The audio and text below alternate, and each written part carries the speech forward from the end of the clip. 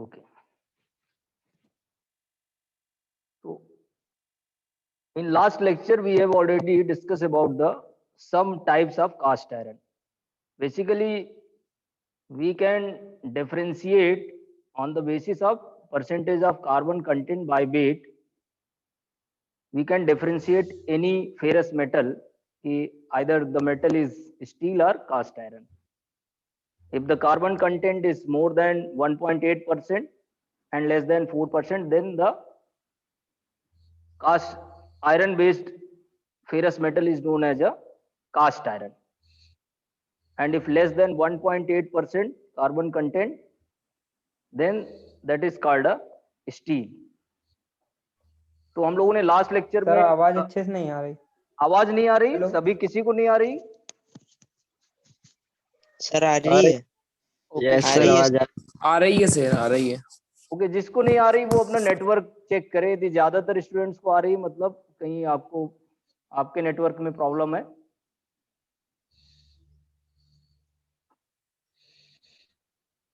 तो हमने डिस्कस किया लास्ट लेक्चर्स में कि कास्ट आयरन की कितने टाइप्स हैं और डिफरेंट टाइप्स पे हम लोगों ने बात किया। उसमें विशेष तौर से grey cast iron, white cast iron, compacted graphite, nodular and malleable cast iron.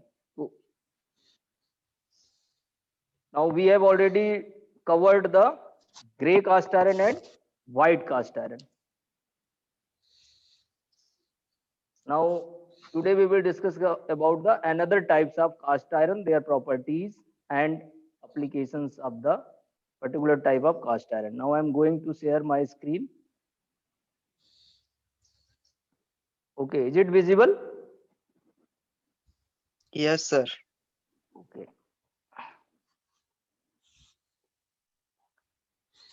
Now we have discussed this cast iron. This is the definition of the cast iron. We have already covered the characteristics of the cast iron, composition of the cast iron, and these are the different types. We have also covered the gray cast iron, white cast iron, and compacted graphite iron. Now today we will discuss about the compacted graphite iron. Now this type of cast iron microstructure and properties are between gray and ductile iron. जैसा कि इसकी जो properties होंगी वो grey cast iron और ductile cast iron के बीच में कहीं लाई करेंगी, जो भी मैकेनिकल प्रॉपर्टीज हैं.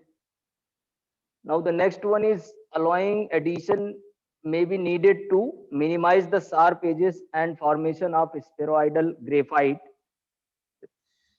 It means कि जो इसके कॉम्पैक्टेड ग्रेफाइट है उसके जो एजेस हैं उस मटेरियल के एक्चुअल जब भी कट करके निकलेगा तो उसमें शार्प एजेस होंगे, जिसको हम मिनिमाइज करने के लिए हम कुछ अलॉइंग एलिमेंट्स को ऐड करेंगे और उसकी जो एजेस हैं वो थोड़ा सा स्फेरॉइडल फॉर्म में आ जाएंगी, यानी थोड़ा ब्लंट हो जाएंगी, शार्प नहीं रहेंगी. उसके लिए हमें कुछ पर्टिकुलर टाइप्स के एलिमेंट ऐड करने पड़ेंगे. तो इस कॉम्पैक्टेड ग्रेफाइट आयरन के लिए हम करते हैं matrix varies with alloy additions और हीट ट्रीटमेंट, और sometimes we create by using heat treatment process.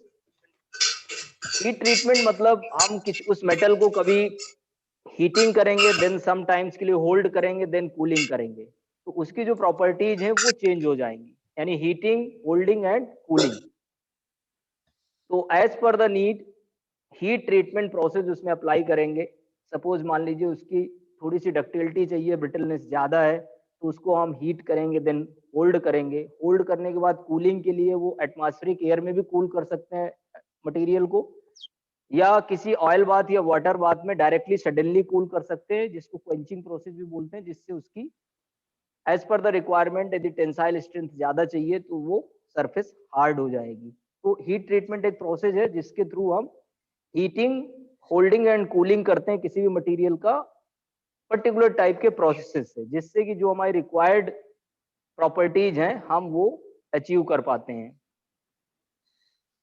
Now as a castable as gray iron but has a higher tensile strength and some ductility. जो compacted graphite iron है, मैंने पहले discuss किया कि हमको mind में tensile compressive रखना है माइंड में, तो इसकी tensile strength comparatively grey cast iron से ज्यादा होती है। और grey cast iron no ductility है, नो डक्टाइल मटेरियल है, बट इसमें कुछ डक्टिलिटी पाई जाती है, सम डक्टाइल है। Relatively high thermal conductivity, it means relatively term आया है, मतलब the compacted graphite iron have as high thermal conductivity comparatively grey cast iron, white cast iron. ये रिलेटिवली टर्म है, मतलब हम कास्ट आयरन के अंदर ही इसको हम रिलेट कर रहे हैं। इसके अलावा good resistance to thermal shock. ये थर्मल शॉक मतलब जैसे कि सडनली हम अपने मटेरियल को यदि किसी एलिवेटेड टेम्परेचर, मतलब ज्यादा टेम्परेचर जहां पे है, हायर टेम्परेचर है, अचानक से हम यदि उसमें हमको इम्पोज करना पड़े या उसको उस पे हमको छोड़ना पड़े मटेरियल को, तो सडनली उसको एक शॉक लगेगा जो कि थर्मल शॉक होगा। शॉक दो तरह का होता है, जैसे आप गाड़ी ड्राइव कर रहे हो, अचानक से कोई आपको अनइवन सरफेस मिली तो अलग से एक फोर्स लगेगा गाड़ी में, जिसके लिए शॉकअप होते हैं जो कि उस एनर्जी को ऑब्जॉर्व करते हैं, यानी वो लोड होता है। लोड यदि सडनली लोड अप्लाई हो जाए तो उसको शॉकअप उस एनर्जी को ऑब्जॉर्व करता है। इसी तरह से थर्मल मींस यदि टेम्परेचर सडनली आपको कहीं पे सडनली टेम्परेचर ज्यादा मिल गया, मटेरियल है और अचानक से आपको ज्यादा टेम्परेचर पे उसको जाना पड़ रहा है, तो अपनी प्रॉपर्टीज डिसअपीयर ना करे, तो कॉम्पैक्टेड ग्रेफाइट आयरन इस थर्मल शॉक के लिए जो है वो काफी गुड रेजिस्टेंस है इसका। आप लोग सुन पा रहे हैं क्या, या इंटरनेट का थोड़ा सा इशू आ रहा है? जैसा सुन पा रहे हैं। ओके ऐसे सुन पा रहे हैं। Okay okay. Lower oxidation at elevated temperature, इसका ऑक्सीडेशन भी लोअर है, ठीक है, यानी ऑक्सीडाइज नहीं होगा हायर टेम्परेचर में भी। Now these are the some characteristics of, हाँ बोले sir. Elevated temperature means sir? Elevated मतलब बढ़ा हुआ टेम्परेचर, ठीक है। बढ़ा हुआ temperature, okay yes sir. Now compacted graphite iron, there are some characteristics and properties of this type of graphite iron, compacted graphite iron, and these are the some examples of the compacted graphite iron. Like this type of cast iron is used for diesel engine blocks and for heavy good vehicles which use diesel engines with high combustion pressures. अब इसके जो block हैं वो diesel engine के जो blocks हैं, या जो गुड व्हीकल, जो भी माल ढोने की जो भी गाड़ियां होती है डीजल, ज्यादा ऑलमोस्ट सारी जो गुड व्हीकल्स होते हैं वो डीजल होते हैं, तो जिनके पावर ज्यादा होता है, तो उस पावर के जो इंजन ब्लॉक्स जो बनते हैं वो इस कॉम्पैक्टेड ग्रेफाइट के बनते हैं, इंजन ब्लॉक्स और हैवी गुड व्हीकल्स के, ठीक है। Yes sir. ओके, जो सिलेंडर हेड्स में जो ब्लॉक होते हैं उसके ये ब्लॉक्स इसी मटेरियल के बनते हैं, जहां कंबस्शन ज्यादा प्रेशर में होता है, ज्यादा पावर की नीड होती है गुड व्हीकल्स में, इसलिए इस मटेरियल को हम वहां यूज करते हैं। Okay, now this is the next type of cast iron, which is a malleable cast iron. Now malleable cast iron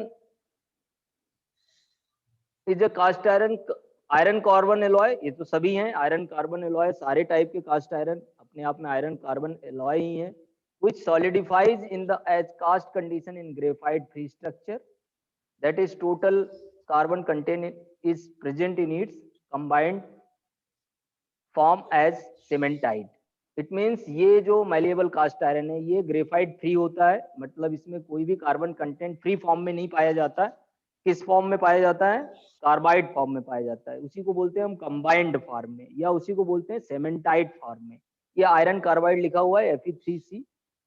किसी भी कास्ट आयरन में कार्बन दो तरीके से पाया जाता है, या तो फ्री फॉर्म में या कंबाइंड फॉर्म में। यदि फ्री फॉर्म में पाया जाता है तो वो ग्रेफाइट फॉर्म फ्री स्ट्रक्चर होगा, जैसे कि ग्रे कास्ट आयरन, और यदि वो कार्बाइड फॉर्म में पाया जाता है मतलब कंबाइंड फॉर्म में, और वो उसको थोड़ा सा हार्डनेस भी प्रोवाइड करता है, जैसा कि व्हाइट कास्ट आयरन में है, malleable cast iron. It is ductile and may be bend without breaking और फ्रैक्चरिंग द सेक्शन। जैसे कि हमने देखा कि जो पहले दो आयरन है, ग्रे कास्ट आयरन और व्हाइट कास्ट आयरन, वो टोटल ब्रिटल है, बट कॉम्पैक्टेड ग्रेफाइट में सम डक्टिलिटी है, बट मैलेबल कास्ट आयरन में उससे ज्यादा थोड़ा सा डक्टाइल है, यानी we can bend the malleable cast iron without breaking और fracturing the section. Whenever we applied a load for bending the material, then it can bend without breaking, because the malleable cast iron has some ductility. तो जिसके कारण ये break नहीं होता है, थोड़ा सा डक्टाइल हो गया है. Now the tensile strength of the malleable cast iron is usually higher than that of gray cast iron and has excellent machining qualities. जो टेंसाइल स्ट्रेंथ है वो थोड़ा सा ज्यादा होगी ग्रे कास्ट आयरन से, ठीक है, और इसकी जो मशीनिंग Sir. क्वालिटीज है वो भी अच्छी है, यानी एक्सीलेंट है. मतलब easily we can machine, we can, this is easy to process, हम इजिली इसको मशीनिंग कर सकते हैं. इसके जो फिनिशिंग या कोई हीट रिमूवल प्रोसेस और मटेरियल रिमूवल प्रोसेस हम आसानी से कर सकते हैं. इसकी टर्निंग कर सकते हैं, ड्रिलिंग या कोई भी मैन्युफैक्चरिंग प्रोसेस इजीली हम इस मटेरियल पे कर सकते हैं और उसके फाइनल शेप में ले जा सकते हैं. It is used for machine parts for which the steel forgings would be too expensive and in which the metal should have a fair degree of accuracy. ठीक है, for example hubs of wagon wheels, जहाँ पे wagon wheels के जो hubs होते हैं उसको हम बनाते हैं इस मटेरियल का. Small fittings for railway rolling stock, brake supports, parts of agricultural machinery, pipe fittings, door hinge, lock. तो ढेर सारे एग्जांपल्स हैं, इसके एप्लीकेशंस हैं. आप लोगों को माइंड में ये रखना है कि जब कास्ट आयरन के डिफरेंट प्रॉपर्टीज पढ़ रहे हैं, यदि सिर्फ कास्ट आयरन लिखने को आते हैं तो आप एप्लीकेशन ऑफ कास्ट आयरन, इनमें से सभी से एक एक दो एप्लीकेशन आप लिख सकते हैं. उसमें प्रॉपर्टीज में आपको पता ही है, जो मोटा प्रॉपर्टीज है, कंप्रेसिव स्ट्रेंथ ज्यादा होती है, टेंसाइल स्ट्रेंथ कम होती है. जब हम रिलेटिवली डिस्कस करते हैं तो टेंसाइल स्ट्रेंथ जो है वो हमारी व्हाइट कास्ट आयरन की सबसे ज्यादा होती है, उसके बाद जो है सबसे कम जो है हमारी ग्रे कास्ट आयरन की होती है, लेकिन कंप्रेसिव स्ट्रेंथ सबसे ज्यादा हमारी ग्रे कास्ट आयरन की होती है. तो इस तरह से जो है हम थोड़ा सा माइंड में रखेंगे. इनकी ये कास्ट आयरन जो है इजिली हम मशीनिंग कर सकते हैं. इनकी थोड़ा व्हाइट कास्ट आयरन की मशीनिंग करने में परेशानी है, उसकी हम मशीनिंग करने में थोड़ा सा इजिली हम मशीन नहीं कर पाते क्योंकि उसकी सरफेस हार्ड होती है.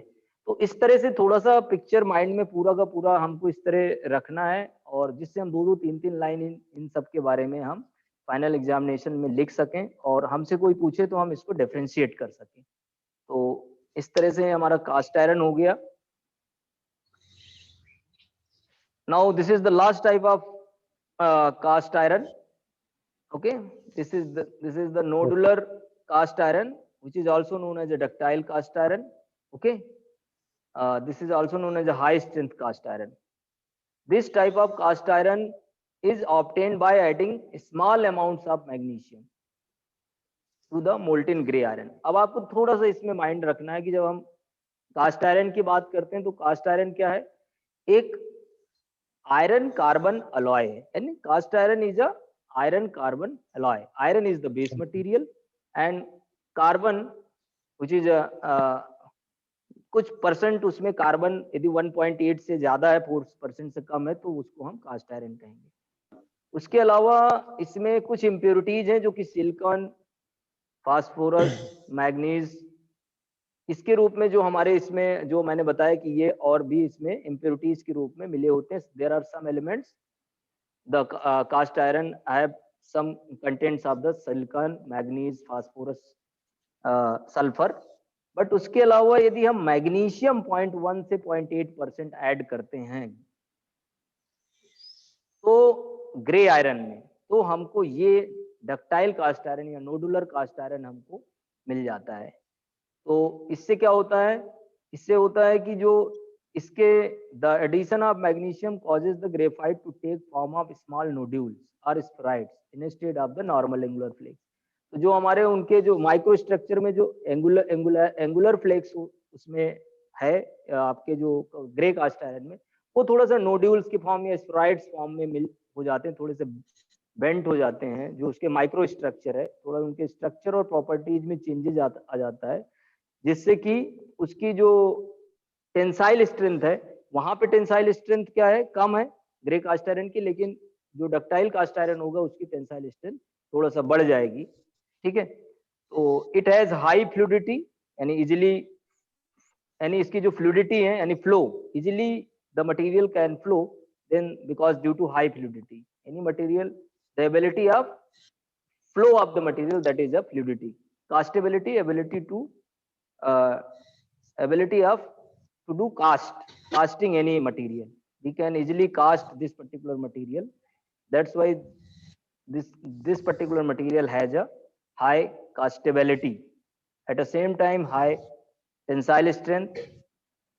Toughness is a property of material. Due to this property, material can absorb the energy. जब भी हम उसमें टफ, यदि कोई मटेरियल टफ है तो उसकी टफनेस के कारण वो उस एनर्जी को, किसी भी एनर्जी को अब्जॉर्ब कर लेती है, यानी वो फ्रैक्चर होने के पहले पहले अब्जॉर्ब करेगी। तो जितनी जिसकी टफनेस होगी उतना ज्यादा वो एनर्जी को अब्जॉर्ब करेगा। ठीक है, now wear resistance, pressure tightness, simple सी बात है, हम ऐसी जगह यूज करेंगे जैसे सिलेंडर हेड्स या जहां पे पिस्टन सिलेंडर अरेंजमेंट, जहां हाई प्रेशर फ्लूइड्स होगा, हाई प्रेशर गैसेज होगी। ये मटेरियल ऐसा है कि यदि अंडर प्रेशर वर्क करेगा तो उसको ये टाइटनेस, प्रेशर के अगेन टाइटनेस प्रोवाइड करेगा, that is pressure tightness high. Weldability, इस मटेरियल की welding, ability of welding against welding is good, that's why the material is high, has high weldability. And at the same time definitely जैसे कि सारे cast iron की machinability अच्छी है, वैसे इसकी भी मशीनेबिलिटी अच्छी है। एक ही मटेरियल है जो व्हाइट कास्ट आयरन है, जिसके लिए हमें मशीनिंग करने में प्रॉब्लम आती है। Now the last is that these are the some applications of this particular ductile cast iron. It is generally used for castings requiring shock and impact resistance along with good machinability, such as hydraulic cylinders, cylinder heads, rolls for rolling mill and centrifugally cast products. तो इस तरह से ये हमारे कुछ इसके examples हैं जो कि हम नोडुलर कास्ट आयरन के एग्जाम्पल्स हैं। हाइड्रोलिक सिलेंडर्स में cylinders, rolls, rolling, centrifugally cast products में ये हमें यूज करते हैं।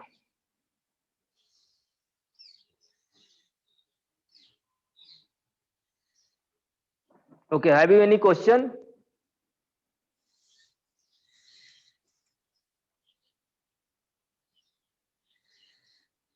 Okay. नाउ जैसा कि मैंने बताया कि जो कास्ट आयरन है, कास्ट आयरन में कार्बन कंटेंट और आयरन के अलावा कुछ इम्प्योरिटीज के फॉर्म में some amounts of silicon, sulphur, manganese and phosphorus elements के भी कुछ कंटेंट होता है, जो कि सभी को मिला के ज्यादातर 3-4% से कम ही होता है, बट समटाइम्स ये कभी कभी 5% तक जा सकता है, लेकिन ज्यादातर सिलिकॉन है। जैसे it may be present in cast iron up to 4%। Sulphur it should be kept below 0.1% and manganese है 0.75% से नीचे रखते हैं। फास्फोरस भी 1% से ज्यादा नहीं होना चाहिए। इसका मतलब आप देख रहे हैं कि ये जो इम्प्योरिटीज है ये कभी कभी 4% पे जाती नहीं, 2-2.5% तक सिलिकॉन ही आपको मिलेगा। तो इस तरह से 3-4%, ज्यादा से ज्यादा 5% तक आपको इम्प्योरिटीज के फॉर्म में ये आपको मिलेगी कास्ट आयरन में, silicon, sulphur, manganese and phosphorus. अब इन इम्प्योरिटीज के कुछ बेनिफिट्स भी हैं, ज्यादा होने पे इनके नुकसान भी हैं। जैसा कि मैंने आपको पहले ही बताया कि जो प्योर मेटल है, सपोज गोल्ड है, तो गोल्ड का यदि उसमें कोई और इम्प्योरिटीज ना हो तो गोल्ड का कोई यूज नहीं है, क्योंकि जो एक्चुअल कैरेक्टरिस्टिक गोल्ड की वो बहुत सॉफ्ट होता है, उसके हम ऑर्नामेंट्स वगैरह कुछ भी नहीं बना सकते हैं। तो उसमें कुछ हम जब एलिमेंट्स, फॉरेन मटेरियल्स ऐड करते हैं कुछ ऐसे, उसके कारण वो इम्प्योरिटीज उसमें आती है, यानी प्योर मेटल नहीं रह जाता है, बट वो हमारा एप्लीकेशन, हम उसका यूज ज्यादा कर सकते हैं क्योंकि उसकी कैरेक्टरिस्टिक्स में कुछ चेंजेस आ जाते हैं। तो अब 1 बाय 1 देख लेते हैं सिलिकॉन का क्या इफेक्ट है।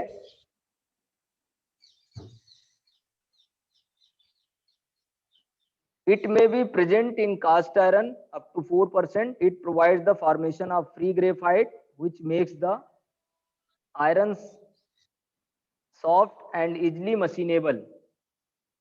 It also produces sound casting free from blowholes because of its high affinity for oxygen. तो इस तरह से ये जो सिलिकॉन क्या करता है, यदि ये मटेरियल में है तो हम आयरन को सॉफ्ट बनाता है, मशीनेबल, यानी इस सिलिकॉन है तो मशीनिंग और आसानी से होती है।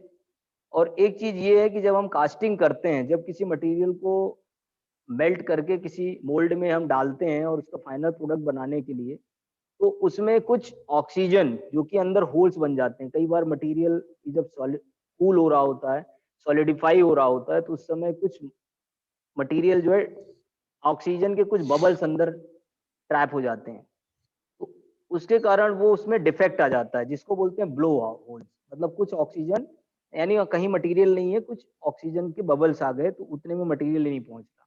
बट ड्यू टू सिलिकॉन क्या करेगा, वो उसको ऑक्सीजन को अपने में ऐड कर लेता है, यानी वो ब्लो वो जो ऑक्सीजन है वो बबल्स बनने नहीं देता है, जिसके कारण वो ब्लो होल्स नहीं बनते, because the silicon has high affinity for oxygen. That's why जो है ब्लो होल्स एक तरह का डिफेक्ट्स है मटेरियल में, ड्यूरिंग द सॉलिडिफिकेशन जो आ जाता है उससे वो बच जाते हैं। Now the sulphur. अब सल्फर एक इम्प्योरिटीज कास्ट आयरन में, इसका क्या इफेक्ट है, it makes the cast iron hard and brittle. Due to sulphur जो कास्ट आयरन है वो हार्ड और ब्रिटल होता है। मतलब आपको ये माइंड में रखना है कि सल्फर के कारण उसमें हार्डनेस आ रही है और ब्रिटलनेस आ रही है। Since too Yes, much sir. sulfur gives unsound casting, therefore it should be kept below 0.1% for most foundry purposes. But इसके कारण ये चीज तो आ रही है उसमें, लेकिन ये तो अपने आप, मतलब ये परसेंटेज आपको जो और आयरन मिलता है इसमें, ये हमें नेचुरली ये चीजें थोड़े थोड़े परसेंटेज में अवेलेबल होती हैं, और इसके कारण हम उसका यूज भी ज्यादा कर सकते हैं। लेकिन यदि 0.1% से ज्यादा है सल्फर किसी भी कास्ट आयरन में, तो उसमें प्रॉब्लम क्या आएगी, उसकी जो कास्टिंग करते समय हमें दिक्कतें आएंगी। जब भी हम उसका लिक्विड मेल्ट करने के बाद जब हम उसको कास्टिंग कर रहे होंगे, तो कास्टिंग के टाइम पे उसमें हमें प्रॉब्लम आ जाएगा। तो इसलिए हम इसको नीचे रखते हैं। तो ये माइंड में रखना है कि इसके हार्ड और ब्रिटल करता है, लेकिन 0.1% से हमें नीचे रखना है। Manganese, it makes the cast iron white and hard. Due to manganese element जो कास्ट आयरन का जो व्हाइट और हार्ड होता है, ठीक है। It is often kept below 0.75%। It means manganese को भी 0.75% से हम कम रखते हैं। It helps to exert a controlling influence over the harmful effect of sulphur, ठीक है।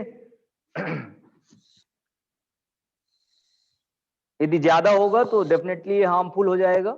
0.75% से यदि ज्यादा होता है तो फिर ये हमें हार्मफुल हो जाएगा। Phosphorus, it aids fusibility and fluidity.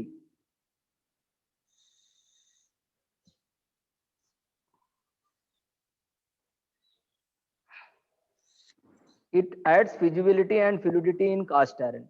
Due to phosphorus उसकी जो फ्लूइडिटी है और फ्यूजिबिलिटी, मतलब उसी में मिक्स होने की जो कैपेसिटी है वो बढ़ जाती है, बट इंड्यूसेस ब्रिटलनेस लेकिन इंड्यूस हो जाती है। It is rarely allowed to exceed 1%।